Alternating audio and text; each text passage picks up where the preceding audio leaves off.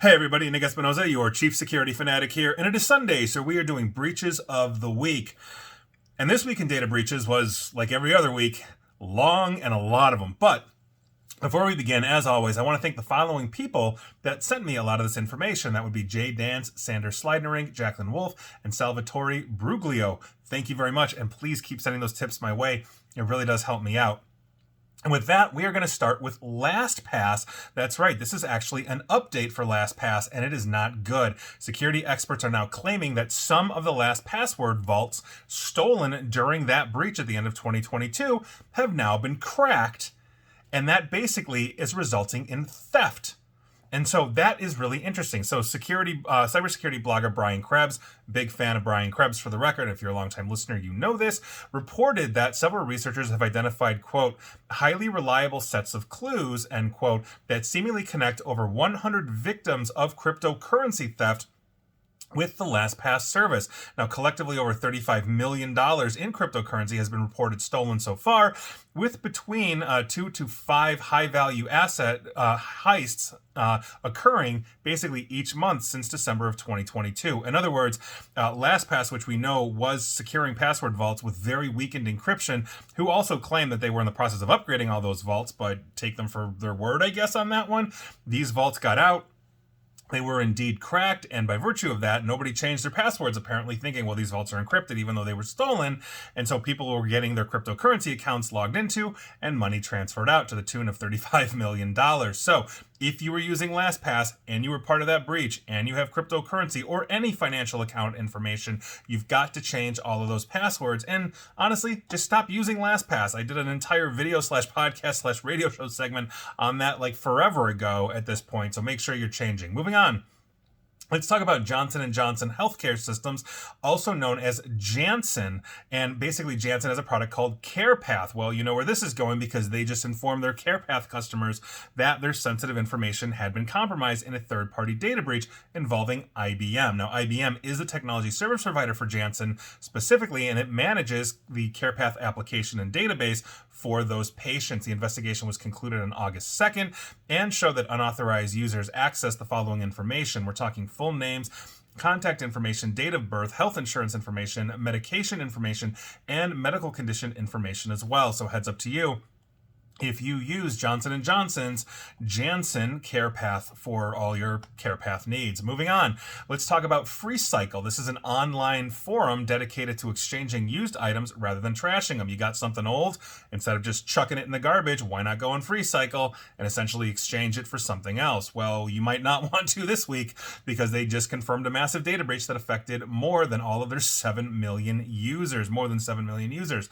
Now, the nonprofit says they discovered this breach on Wednesday, weeks after a threat actor had basically put the stolen data on a hacking forum on May 30th, warning affected people to switch passwords immediately. Stolen information includes usernames, user IDs, email addresses, and MD5 hashed passwords. MD5 hashes, for the record, are incredibly weak and pretty easy to crack. No other information was exposed, according to FreeCycle, from screenshots shared by the attackers who are selling the stolen information.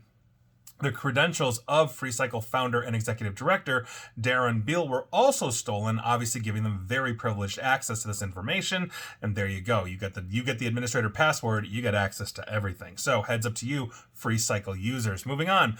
Let's talk about Dutch chip maker NXP Semiconductors, because they just alerted their customers that a data breach involved their personal information. Now, this was flagged by Troy Hunt of Have I Been Pwned fame, who tweeted a copy of the email NXP sent to its customers. Those affected appear to be individuals with an online NXP account that gives them access to like the community and support and all those kinds of things. And the data we're talking about are full names, email addresses, postal addresses as well, business phone numbers, mobile phone, company names, job titles, and descriptions, as well as communication preferences as well. NXP declined to elaborate on the nature of the breach, and they wouldn't say why they only just begun to inform everybody, because this took place apparently on July 11th, and it was discovered on July 14th. We're a couple of months past that, and here we are. Moving on, I'm talking about travel booking giant Sabre, or Sabre. I believe they also bought under Mifflin recently as well. They said that they are investigating claims of a cyber attack after a tranche of files reportedly stolen from the company appeared on a dark web leak site. Now, the Dunghill Leak Group claimed responsibility for the cyber attack, listing them on their site with 1.3 terabytes of data claimed to have been stolen, including ticket sales, passenger turnover, employee personal data, and corporate financial data as well. So if you use Sabre or Sabre for all your travel needs, or you're just buying printers and paper, heads up to you. Moving on, we're going to do our mini segment entitled, If You Just Spent Money on Cybersecurity, You Wouldn't Be Paying a Whole Lot More Because You're Getting Sued. And first up is Tesla. That's right, the Elon Musk owned car company. Now, they allegedly failed to protect the personal information of 75,000 current and former employees that was exposed in a May data breach, one I carried on this segment as well. And essentially, this is according to a proposed federal class action. Now, Benson Pai, the plaintiff, allege that Tesla failed to implement or follow reasonable data security procedures as required by law and failed to protect the sensitive information of class members from unauthorized access. Those class members would be current and former employees of Tesla. Now, if you recall, Tesla learned of this breach in May when it was informed by the German language news service Handelsblatt that 2 former Tesla employees had provided it with information from Tesla's network, according to that complaint. I did a video on that information as well, including how essentially Tesla was faking all of the reviews, or not necessarily, I shouldn't say faking, that would be the wrong word, but basically obfuscating or not saying all of the issues that they were having with their automatic pilot, for the car, the self-driving car was not nearly where they said it was, and here we are. But moving on, because Tesla's one of many, we're going to be talking about the University of Minnesota. Next, because a lawsuit filed on behalf of a former student and former employee at the university accuses the University of Minnesota for not doing enough to protect personal information. Now, attorneys for the 2 plaintiffs basically said in a lawsuit filed in federal court on Friday that the university was, quote, fully capable of preventing the breach. Now, that's according to local reporting by Minneapolis Star-Tribune. So heads up to you. If you go to the University of Minnesota, you may be caught up in this. Moving on, let's talk about the massive HCA healthcare, because as of this past week, we are counting, there are now 25 class action lawsuits against HCA for this data breach so far. We'll see what happens next week, but HCA has 25 class actions. That's obviously huge. They are one of the larger healthcare providers here in the United States. Obviously, that's going to be crazy. And this is a litigious week for healthcare, because the next one is TMG Health. They apparently failed to protect the personal health information of more than 192,000 people that was exposed in a June data breach, according to a new federal class action. Tamara Herman, the plaintiff, alleged that TMG Health negligently failed to take adequate data security measures to prevent unauthorized disclosure of data, or they didn't also follow required protocols and policies regarding data encryption. They also apparently failed to meet standards for HIPAA as well, according to the complaint that was filed in the U.S. District Court in the Eastern District of Pennsylvania. So heads up to you. If you use TMG Health, you may be entitled to compensation. Moving on, we're going to be talking about CentroMed, or specifically El Centro del Barrio, DBA CentroMed in San Antonio, Texas. They're facing at least 2 class action lawsuits over a June of this year cyber attack in which attackers gained the personal and protected health information of 350,000 patients. Now, the attack was detected on June 12th of this year, and the investigation confirmed that the first access occurred illegally on June 9th. What we're talking about here are names, addresses, dates of birth, social security, financial account information, medical record numbers, insurance plan numbers, ID, claims data, all that kind of stuff. The affected individuals were notified by mail on August 11th. CentroMed patients Jasmine Grace and Dawn Leal, the plaintiffs, have taken legal action against CentroMed over the impermissible disclosure of their personal information, and alleged CentroMed was negligent for failing to properly secure and safeguard their personally identifiable information, which is now in the hands of cyber criminals. So heads up to you if you use CentroMed out of San Antonio. Moving on. Let's talk about CareCentrix. Again, this is a very litigious week for healthcare. They just agreed to a $6.3 million settlement to resolve their class action. Their attack happened between August 1st of 2018 through March 30th of 2019 and is directly related to the American Medical Collection Agency, or AMCA, security incident. That was one of the huge data breaches a few years back, and by virtue of it, a lot of people got caught up in their supply chain. Now, the lawsuit alleged negligence, et cetera, and so they are paying $6.3 million, which really underscores the fact of, if you just paid for cybersecurity up front, you wouldn't be paying $6.3 million now, because I promise you, securing your stuff was a lot cheaper and a lot less risky to your reputation damage. Moving on, let's talk about Allwell Behavioral Health, because they just agreed to a $650,000 settlement, or rather they proposed this to resolve a class action lawsuit that was filed on behalf of victims in March of 2022 that affected 29,972 patients. Now, this breach was detected on March 5th of 2022, and sensitive data was found to have been accessed by unauthorized individuals on March 3rd. We're talking about all the usual stuff you would think: name, social security number, treatment information, et cetera. So heads up to you if you use Allwell Behavioral Health for all your behavioral health needs. Moving on, let's talk about the Indiana-based Schenck Medical Center, because they failed to protect the personal health information of almost 90,000 people in a September 2021 ransomware attack and data breach, according to their lawsuit. And here we are. So the hospital, known formerly as Jackson County Schenck Memorial Hospital, failed to take adequate measures to basically protect the information. And following a December 2020 risk analysis, in other words, they knew because they had this analysis, they just didn't do anything. And so the state of Indiana actually stepped in and is basically suing them for that. And so here we go. Heads up to you, Schenck Medical Center, or Jackson County Schenck Memorial Hospital patients. And that is the end of the mini segment. Like I said, crazy week litigiously for healthcare. Moving on, more healthcare. Let's talk about Emerita and Pharmerica. So Emerita and its parent company, Pharmerica, have announced a data breach that exposed personal information. Now, they apparently learned of suspicious activity on their network, and somebody, a third party, accessed their systems between March 12th and 13th of this year, and certain personal information may have been obtained. They recently identified the data set involved in this, and we're talking names, addresses, certain patient information, such as medical history, diagnosis, medication, and health insurance information. They have no indication that this involves social security numbers or driver's license numbers, but heads up to you if you use Emerita by Pharmerica for all your Emerita and medical needs. Moving on. Let's talk about the National Student Clearinghouse, or NSC. This is a supply chain hit, and this is an update because we are still occasionally seeing people, or I should say entities, essentially declare as a result of this. And this week was no different with Grand Valley State University. GVSU says that the NSC informed them that social security numbers, dates of birth, and transcript information were not exposed in this breach. So heads up to you, if you go to GVSU, Grand Valley State University, you might want to check in. Moving on. Let's talk about the Bienville orthopedic specialists. On September 1st of this year, they filed a notice of data breach with the Attorney General of Maine after discovering an unauthorized party was able to access their network and take sensitive information. And we're talking names, social security, medical information, health insurance information, usernames, passwords, financial account information, and driver's license info. They have sent out breach notifications as well. So heads up to you, Bienville orthopedic specialists, patients. Moving on.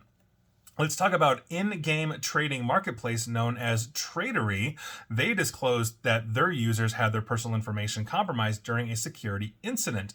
Now, basically, this is for users of Accuse Nukazon site, which basically enables the sale and trading of Animal Crossing New Horizons in-game items, and those were also impacted by the data breach, according to Tradery. Now, while no further details regarding the number of affected individuals or types of compromised data were provided, a breach forum users named Victim reported in a post about a month ago that the incident impacted up to 2.6 million users' data, including their email and IP address, as well as identifiers for Google, Apple, Roblox, and other online services. So if you play or are part of Accuse Nukazon site for Animal Crossing New Horizons and you use Tradery, heads up to you. Moving on.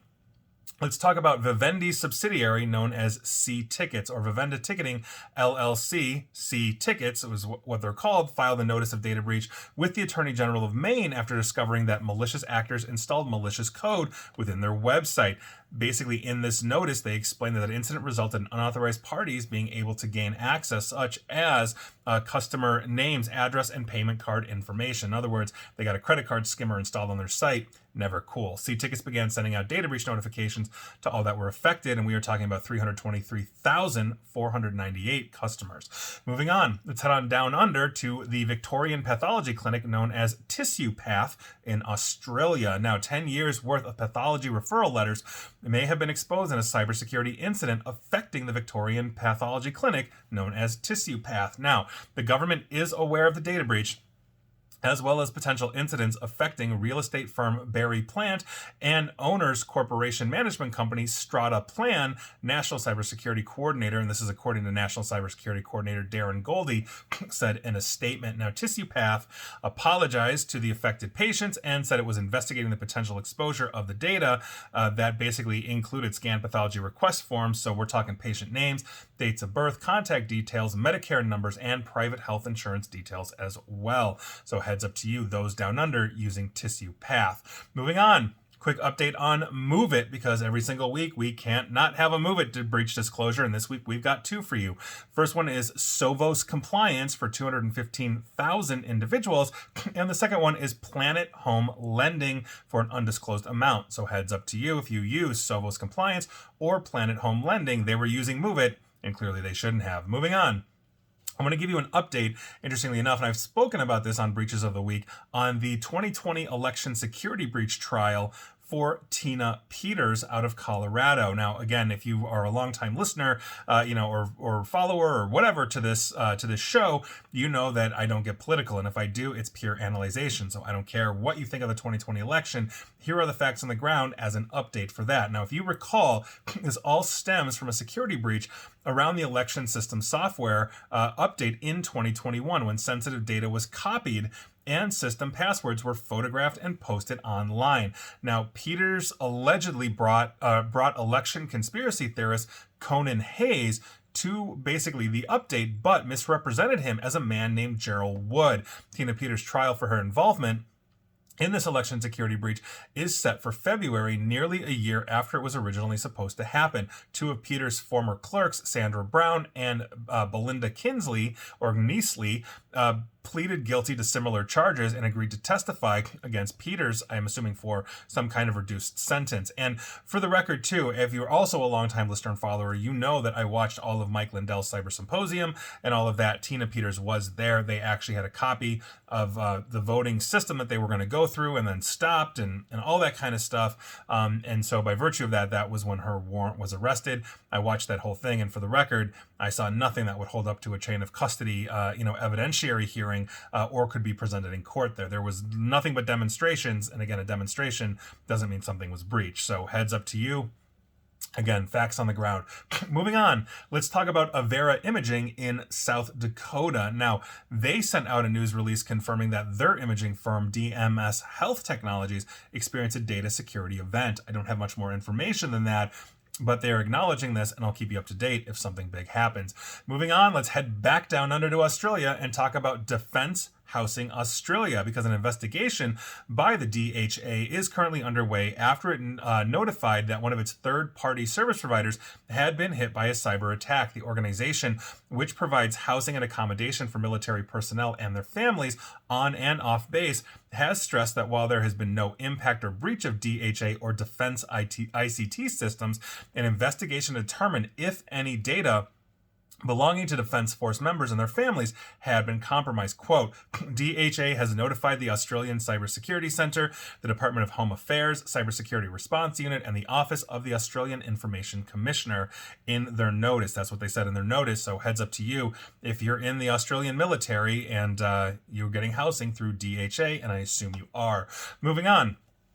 Let's talk about telecommunications company LGU Plus, because South Korea's Personal Information Protection Commission just issued an 8 billion won, which is about $6 million US fine to the telecommunication companies LGU Plus following a data breach of nearly 300,000 records containing personal information, presumably of South Koreans. Now, additionally, LGU Plus received a 20 million won fine, that's about $20,000 US, administrative fine after its customer authentication system was breached by an attacker in June of 2018, but it was not discovered until January of the next year. So 6 months plus of essentially somebody in their systems. Not good, LGU Plus. South Korea clearly isn't happy with you. Moving on, let's talk about EMS management and consultants. This is actually an update as well. Supply chain breach in the healthcare system that occasionally has declarations, and this week is no different. Bedford County Fire and Rescue in Virginia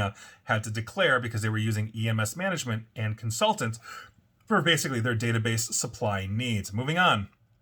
Let's talk about Lifeline Systems Company, because on September 7th of this year, they filed notice of data breach with the Attorney General of Maine after discovering that an unauthorized person accessed documents containing confidential data to their network. In this notice, Lifeline explained that the incident resulted in an unauthorized party being able to gain access to consumer-sensitive information such as names, social security, driver's license, and state IDs. They have begun sending out notices as well to those affected, which is about 74,000 individuals.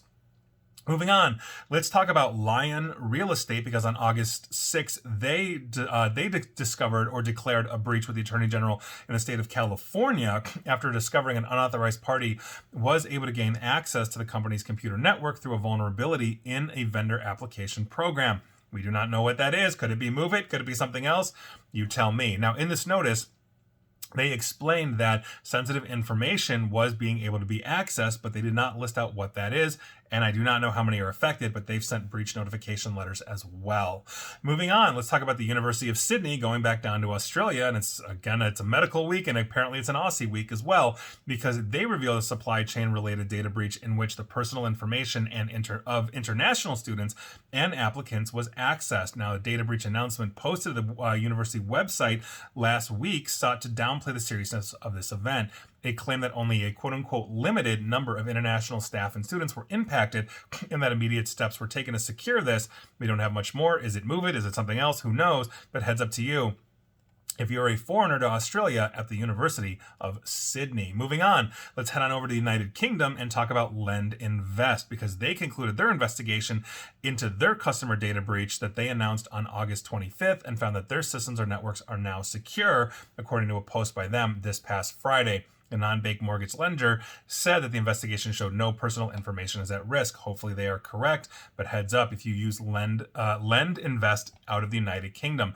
Moving on, let's head on down to Hong Kong and talk about their tech hub, Cyberport, because they alerted police and Hong Kong's privacy watchdog about a cybersecurity breach, with a ransomware group allegedly claiming that they had access to more than 400 gigabytes of their data and want $300,000 US to return it. Now, the data apparently includes bank account information and soft copies of ID cards, was also being offered to other parties who could bid for access with a reserve price set at $300,000, and that is according to those that are monitoring that. So heads up to you if you have anything to do with Cyberport out of Hong Kong. Moving on to India, we're going to be talking about the Ministry of Ayush in Jharkhand. An official website was breached, which had exposed over 320,000 patient records on the dark web, and that's a new report as of this Monday or so. Now, according to Indian cybersecurity company Cloud SEK, the website's database, amounting to 7.3 megabytes, which is not a lot, holds patient records that include personally identifiable information and medical diagnosis. That might have been gigabytes for the record, or even terabytes. I have no idea, but 320,000 and 7.3 meg is kind of low. Now, the compromised data also contains sensitive information about doctors, including their personal identifiable information, login credentials, usernames, passwords, so that's great, phone numbers, and more. So heads up to you if you have anything to do with the Ministry of Ayush in Jharkhand in India. Moving on. This is interesting and kind of amusing at the same time. This company is undisclosed, but they make what they call a smart chastity cage. If you know what a chastity belt is, I think I think you could probably figure out what a cage is. Now, the company that makes this male chastity device, that can be controlled by that individual's partner over the internet, exposed email addresses, plain text passwords, home addresses, and IP addresses, and in some case, GPS coordinates due to several flaws in their servers, according to the security researcher who discovered this. Now, this researcher, who asked to remain anonymous because he wanted to separate his professional life from, well, the adult fun, apparently, that he has on the side, said that he gained access to that database containing the records of more than 10,000 people, obviously, or users that have one of these devices, thanks to 2 separate vulnerabilities. The researcher said he exploited the bugs to see what data he could get access to. He also reached out to the company on June 17th to alert them of these issues in an attempt to get them to fix the vulnerabilities and protect users' data, according to a screenshot of the email that he sent and shared with TechCrunch, the publication that is reporting this. Now, as of that publication by TechCrunch, the company had yet to fix the vulnerabilities and did not respond to repeated requests for comment from TechCrunch. If that got out and that chastity cage maker had all their data essentially extorted against them, that would be a massive black eye, because again, you're talking about very private, adult things that, people do. And so here we are. But I did find that amusing. So if you've got one of those, you might want to check in, or maybe just change your name and information in their database. I'm not sure. And finally, and this is our final one, we're going to go back to the United Kingdom and talk about their Ministry of Defense. That's right. This is an interesting one because Russian-aligned threat actors, they're known as Lockbit, have reportedly hit the UK Ministries of Defense, or MOD, and leaked stolen information on military and intelligence sites online. Now, the attackers targeted the base of Zuan. That is a firm which handles physical security for some of Britain's most secretive locations, including a nuclear submarine base, a chemical weapons lab, and a GCHQ listening post. And this is according to UK publication The Mirror. They released thousands of pages of data, which could include highly sensitive national security secrets and details with information about high security prisons also stolen in the raid by Lockbit. That's crazy. Now, the breach occurred through basically a Windows 7 computer that was running software for one of the firm's manufacturing machines. Lockbit will have basically potentially gain access to historical emails, orders, drawings, and project files, according to the statement, though Zuan, quote, does believe that any classified documents were stored on the system, end quote, or have been compromised. So we're going to see, but the UK National Cybersecurity Centre, the NCSC, and the Information Commissioner's Office of the UK ICO have been contacted about this attack. The attack appears to be somewhat out of form for Lockbit as well, because, they are incredibly active. I've actually had to deal with them, on behalf of clients that have been hit. Like the number one call we get is, oh my God, help, I've never worked with you, but the world is burning down. And sometimes it's Lockbit, but they commonly avoid targeting sensitive organizations because obviously it brings scrutiny and all of that. It's the same with REvil and their affiliate DarkSide that hit Colonial Pipeline. That's a major critical infrastructure thing in the United States. That brings down a lot of international attention, not just in the media, but also with law enforcement. And so we'll see what happens, but Lockbit may have some issues, or maybe they've got an affiliate if they're doing ransomware as a service on this one, and they're going to have to backtrack a little bit. But obviously that's a huge thing when you're talking about a lot of the deeply sensitive materials and information regarding, one of the largest and most capable militaries on the planet. So heads up to you, those in the United Kingdom, your Ministry of Defense is not having a good week. And so those were your breaches of the week. It was just an absolute crazy time. And so hopefully you weren't affected, and I'll definitely see you next time. And please like, share, follow me here on Facebook and Twitter at NickAESP. And please feel free to subscribe to me at YouTube as well. And as always, stay safe, stay online, and please attempt to stay private. Thanks, everybody.